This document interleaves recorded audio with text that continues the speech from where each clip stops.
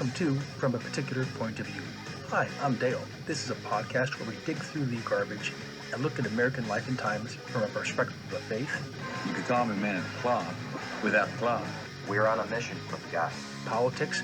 Why should I trade one tyrant 3,000 miles away for 3,000 tyrants 1 mile away? An elected legislature can trample a man's rights as easily as a king can. Entertainment. Why are you here? There must be a reason for you to be here. Yes, I'm here to fight for truth and justice in the American way. How dare you? How dare you? Lighten up, Francis. And nerd. I'm a nerd. I'm pretty proud of it. It will test your head and your mind and your brain, too. So sit back, literally or figuratively, and enjoy American life and times from a particular point of view. 106 miles from Chicago. We got a full tank of gas, half a pack of cigarettes. It's dark, and we're wearing sunglasses. Hit it.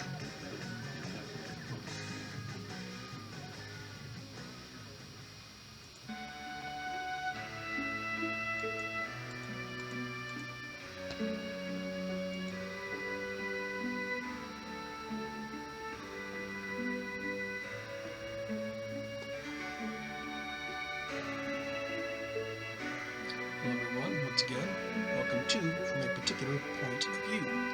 I'm Dale, and hope you're doing well today.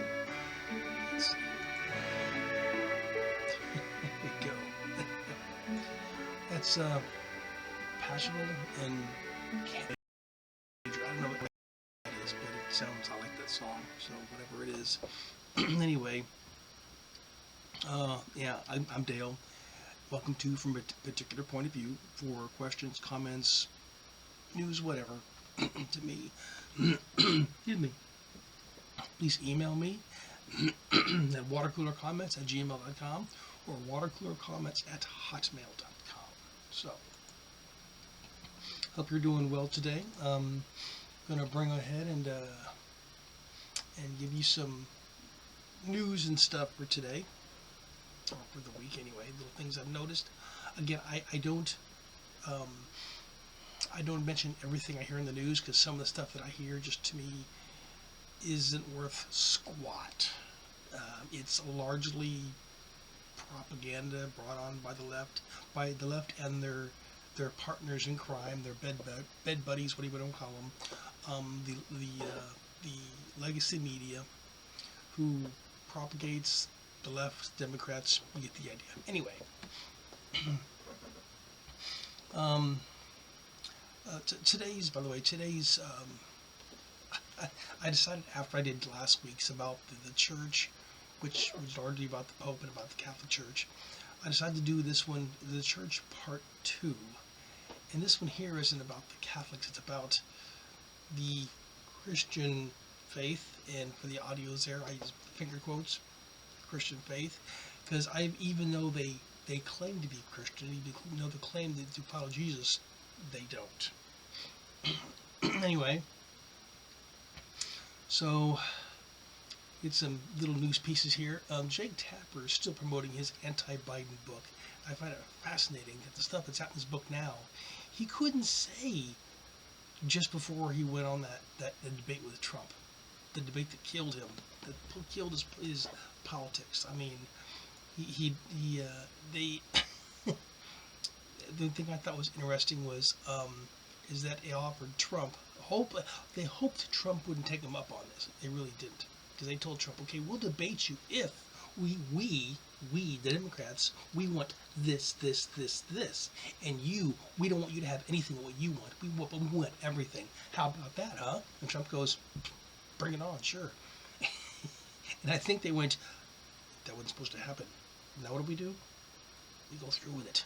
We'll still do something, maybe. So they had the debate, and Trump Trump didn't win. Biden beat himself, as you know. If you would have saw that debate, yeah, which ended his political career, and then he brought in Kamala Harris, the DEI hire, and that's like, oh my God. Really, you brought her in. The funny thing is she is the one that invented she didn't invent it, but she gave birth to and gave name to and put a face on word salad. Because if you listen to anything of any of her speeches, any of her talking points, she could talk forever and not say anything substantial, which is really entertaining. Anyway, so I guess Jake Tapper is, again, he's trying to make money, so he's trying to sell this book about allegedly what really happened, which is probably the truth compared to what some of the stuff he's saying, but anyway. And if you didn't hear about it, Joe Biden has prostate cancer. That's too bad, because I am not a big fan of cancer, no matter who has it. But the interesting thing is that they're saying that he's probably had it, because it's funny how, 100 days-ish after Trump got elected, suddenly, I guess, Biden actually now has cancer. It's like, huh. And from what a lot of the doctors have said who study these kind of cancer, I think against prostate cancer, this doesn't come on quickly. It doesn't come on suddenly. It takes a long time. And I guess he has, stage 3, stage 4, and it's moved to his bones. So he's had it for a long time. And why they didn't tell us, well, we know why they didn't tell us before, because he was hoping he could win the election. Because I believe I've said this before. Did I say it last week or week before? About the idea of he wanted to become president, even with the prostate cancer, just so he can get into his presidency and then resign, saying for health reasons, and then give the presidency to Kamala Harris. That's one way he wanted to happen.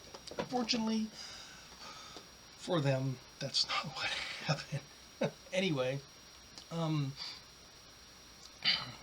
Kash Patel and Dan Bongino are saying, and I don't know how you think about this, but I believe that Jeffrey Epstein, I believe he was killed.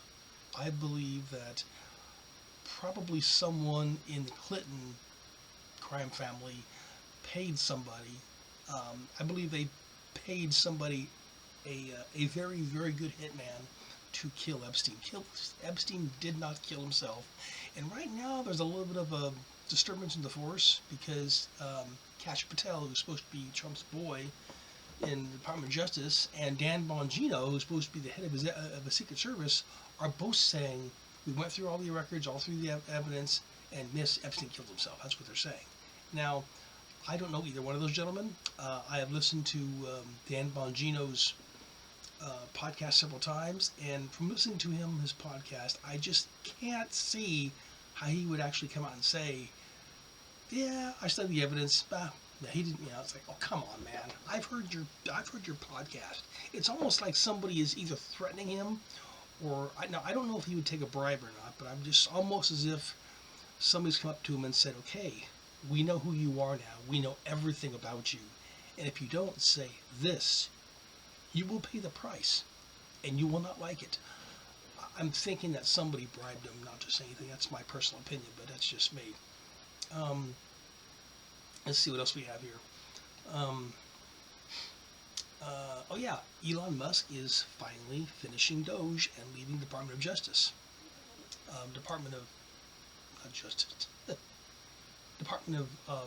Anyway, yes, you get the idea. Everybody knows what Doge is by now.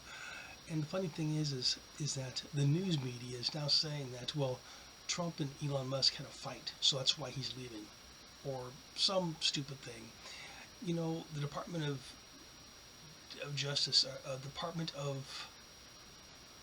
anyway, his Doge department there, it was never meant to be long term, really. I mean, especially his part of it. I mean, there is a kind of a legal thing there that says that if you're a special helper with the government, then you can only do that for like so many months. And he's extended that, so he's okay, fine. We brought light to the American government, to the world, what the Democrats are doing, and we've put an end to that. So with that, they didn't put an end to it. They put a spotlight on it. They put a, well, you know, when you're in a room, a dark room, you turn the light, a really, really bright light, and suddenly there's cockroaches all over the place, and they all go sad and red. That's right now what Democrats are doing when it comes to the Department of Efficiency. the Department of Government Efficiency is they're just, oh my God, they can see what we're doing now, and they're freaking out. Well, I think their goal was to find what 2 or 3 trillion worth of government over expenditures. He didn't find that much yet. However, he put a heck of a dent in it. And one thing that blows my mind is Democrats out there, even liberal knuckleheads out there, are wishing death upon Elon Musk. It's like, for exposing wasteful spending? Really? Is that? I mean, to me, I don't get it. I really don't. Because even if Trump was wastefully spending money in a really, really bad way, I'd say, dude, chill, okay? If you can't do that, let's find somebody else. But the Democrats are getting upset with Trump and Elon Musk for finding the wasteful spending that's probably going to them, of course. So anyway, and by the way, to my knowledge, Elon Musk didn't take 1 red cent for this. He did this all on his own. He did this all as a volunteer issue, all on his own. Didn't do a thing. I think I heard rumor that he's leaving his crew there, his crew of 6 computer geeks to continue the work, because I guess Trump signed an executive order creating a government office similar to Doge. Similar, but not quite the same thing. At least it's not named the same. Anyway, I was listening to CBS News this week on SpaceX, and I guess Elon Musk set off another rocket, testing whatever reason, I don't know. They test a lot of rockets. Some of them work. Excuse me. Some work, some not so much. And this one here, it blew up. I guess a door or something didn't activate properly. That affected it adversely, of course, and it blew up, and part of it landed in the water. And CBS actually said it landed in the Gulf of Mexico. And I'm thinking to myself, hey, CBS, you know that it's no longer called the Gulf of Mexico. It's now called the Gulf of America. Remember? But of course, when you're a leftist, liberal hack of a news source who doesn't like Trump, of course you're going to go against him any chance you can get, any little jab. And calling it the Gulf of Mexico is acceptable to them, I guess. Anyway, it's ridiculous. But I was listening to that, and CBS News said, and part of the rocket landed in the Gulf of Mexico. It's like, the Gulf of what? Whatever. And the judges are still fighting President Trump over his executive orders. And I was thinking to myself earlier this week, I think I even put it on Twitter, X whatever, that it must be awesome to have a job to where you can trump the president. To where if you don't like if there's something happens that you don't like, you can go stop it, Trump. So I mean, I always thought that the president, no matter who it was the most powerful person in the United States, if not the world. Apparently, a judge is now. Apparently, a judge can tell the president, "Hey, stop it," which blows my mind, because I don't remember this happening when a Democrat's in office. If a Democrat's in office, suddenly all the judges go, they're asleep at the wheel, they're kicking back, they're just, I don't know what they're doing, but they're really doing nothing. It's only when a Republican president gets in where suddenly the judges go, whoa, you can't do that. It's illegal. And you look into the Constitution, oh, it's not illegal. Well, still, we don't like it, so you can't do it. It's ridiculous. So I'm hoping that anyway, we need to actually. I did see a meme about that, a cartoon that shows, it shows a judge with a crown on his head, with a big D on the crown, saying something about it's like the king of the world or something like that. So it's terrible. Anyway, the one last thing I want to bring up here is I've been noticing this on Twitter and X. A new term that popped up recently. Perhaps you've heard of it. I don't know. Perhaps you have. Perhaps you haven't. It's called black fatigue. not like fatigues you wear like the military clothing, but it's black weariness, black tiredness, black fatigue. You're tired, you're fatigued. And if you've seen enough videos of Twitter recently and X, you'll notice, oddly enough, how many black people are doing things that make other black people have given bad names. Now, I've known, not personally, but several people that I watch on podcasts and on Twitter and whatnot, who are really awesome people. Candace Owens is one of those people. The Tuttle twins. There's some other black people out there who are good conservative black people, well spoken, well thought of, common sense, and yeah, those are great people. But yet, Twitter keeps on putting up there. They keep on posting these videos of these black people who just have this ghetto sense of mind. They speak. I can't say they speak. They make noises out of the mouth that resemble a language. However, they just mumble stuff. They curse a lot.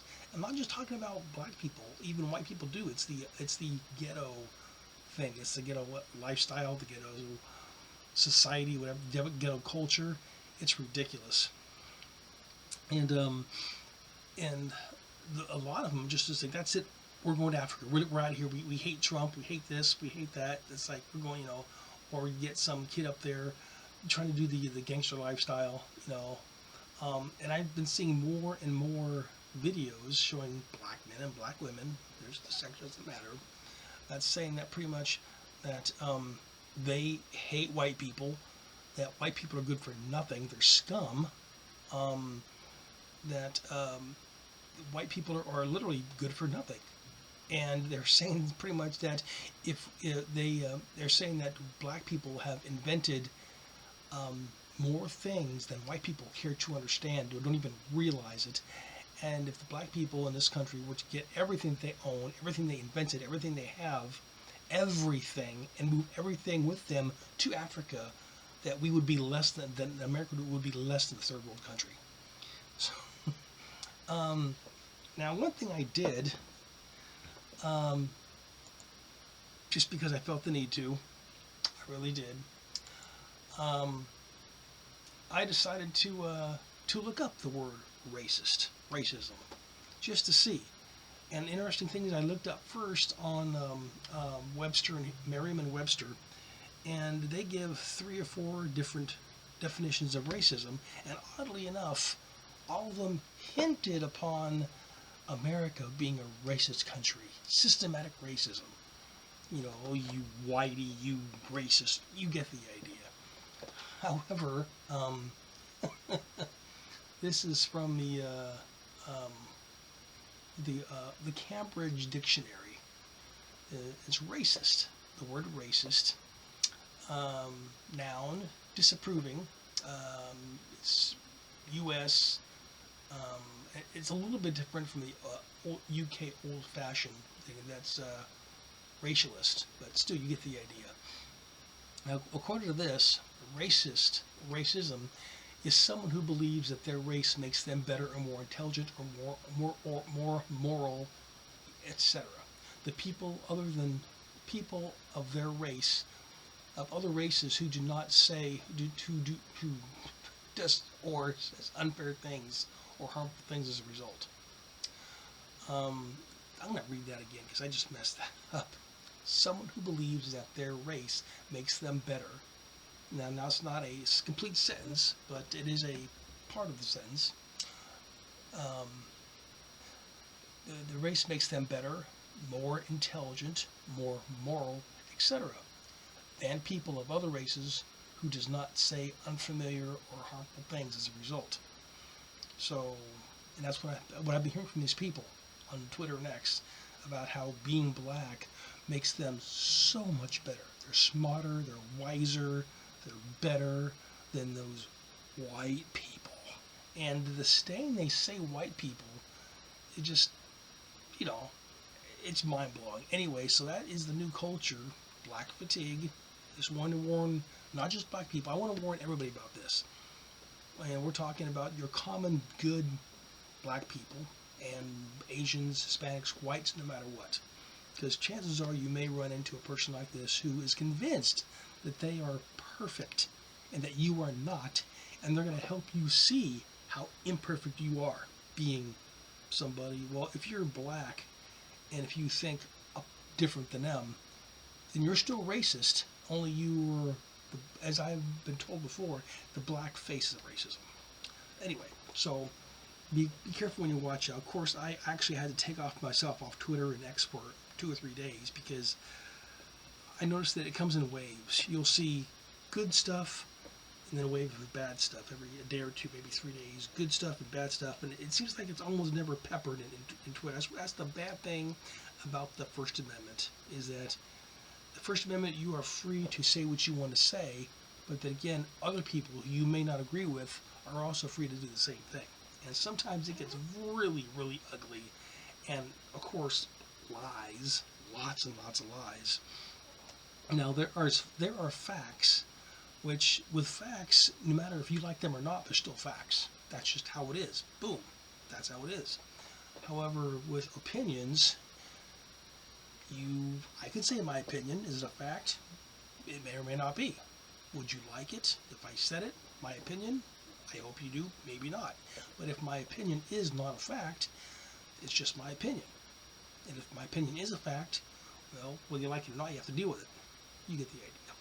Anyway, so today's main idea on the podcast is I saw a video piece on X, and I've been seeing this more and more. And now I am a Bible-believing Christian. Jesus is my Lord and Savior. However, I only really follow one denomination of the faith. I know there are several out there, and I know that they all believe different things. In my church, I believe it's Assemblies of God. It's of course, Protestant, evangelical type of church, but we are strong believe in the Bible and in the Trinity. And we do not believe in killing children, aka abortion. I don't think anybody in my church has really mentioned about illegal aliens, but it's not necessarily, I know that a lot of Democrats, a lot of progressives like to say, well, illegal aliens are the poor, the hungry, the tired, and it does say in the Bible to bring some, and that's what America does. America does bring, but we also have laws. And it says in the Bible to respect your laws of your country. It also said on there that I guess there was in one of the stories of the Bible, there was an opposing force, an opposing country, who wanted to do battle with them. So they dressed up in very tired, very worn clothing, and they walked in and they lied to them. Say, hey, aren't you like the people we're trying to fight against? Oh, no, we're from a country way far away. That's not us. See, look at our clothes. Our clothes are torn. Our shoes are worn. Our food's all maggoty and disgusting. We came from far, far away. We come here. We want to live with you for a while and be a part of your society, blah, blah, blah, blah. I guess the Jews said, well, okay, fine, you looked you looked the part, okay. Well, they come in and go, ha, now we can come in and turn this place into our place because those suckers, they let us. That's what's happening right now. If you look at all this, the illegal immigration, like Cinco de Mayo, happens every year. You'll see immigrants, not just from Mexico, but all over the country, come in and they do a rally protest down the street holding flags of their country. Now, we are a very open country to people, to immigrants. And when you let people into the country, you don't do it for the premise of them having their own country in your country. They're supposed to come into our country as a melting pot, not as clumps of black, not as clumps of African, not as clumps of Mexican, not as clumps as Venezuelan, not as clumps as Chinese, not as clumps as Germans. We're supposed to melt into one melting pot and like that. Now with me, I was thinking about this the other day. Now, yes, I would love to live in a community, in a neighborhood where there's different nationalities of families all come together.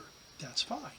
But what I also want is within the household to have strong representations of your community, of your home. So if I go into a family with a Mexican family, I expect that family to speak Spanish a good part of the time within the walls of their home.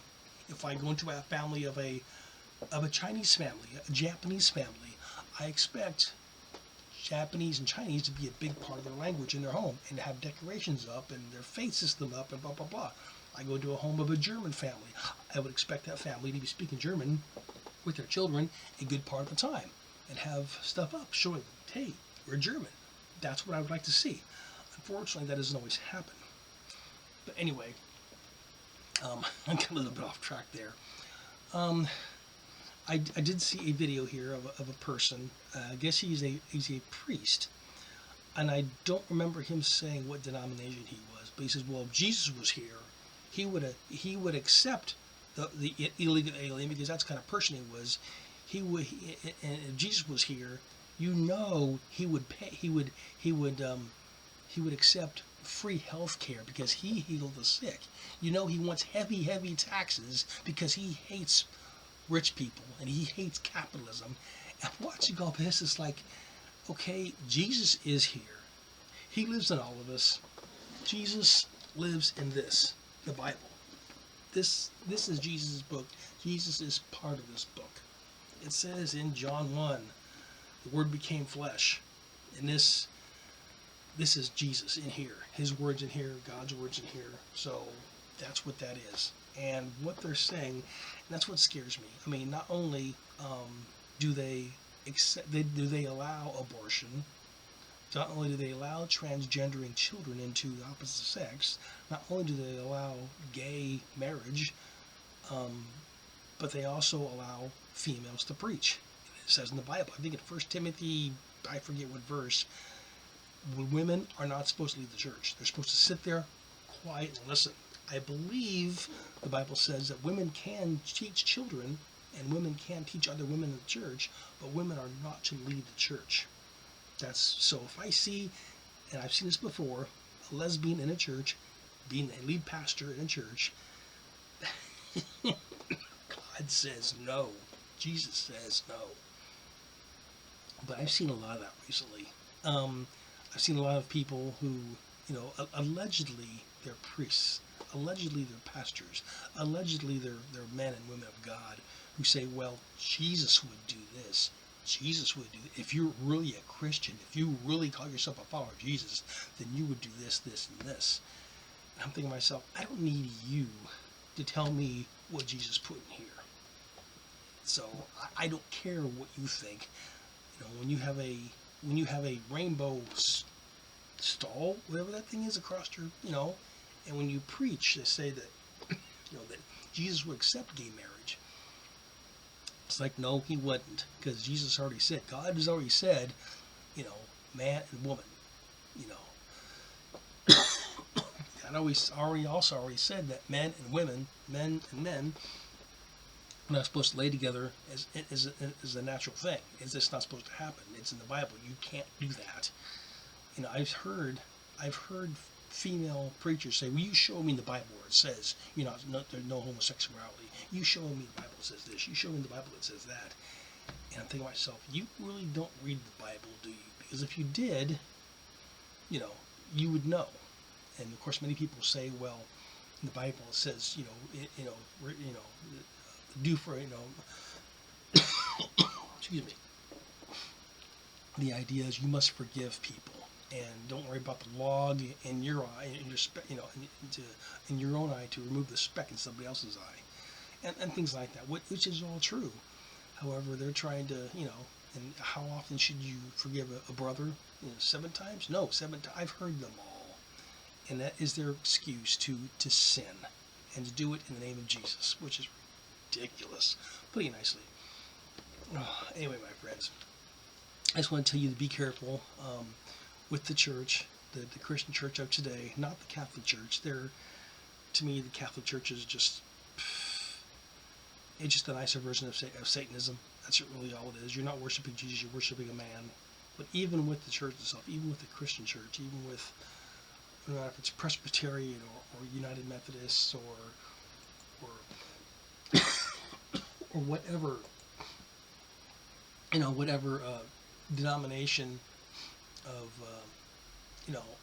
of church you may want to go to or thinking about going to, unless they teach from here, unless they teach from the Bible every day, unless they pray constantly to God, Jesus, unless they understand or try to the miracle, the magnificent miracle of the trilogy, then you're just preaching hate. You're just preaching, Satan is a very crafty devil, pun intended.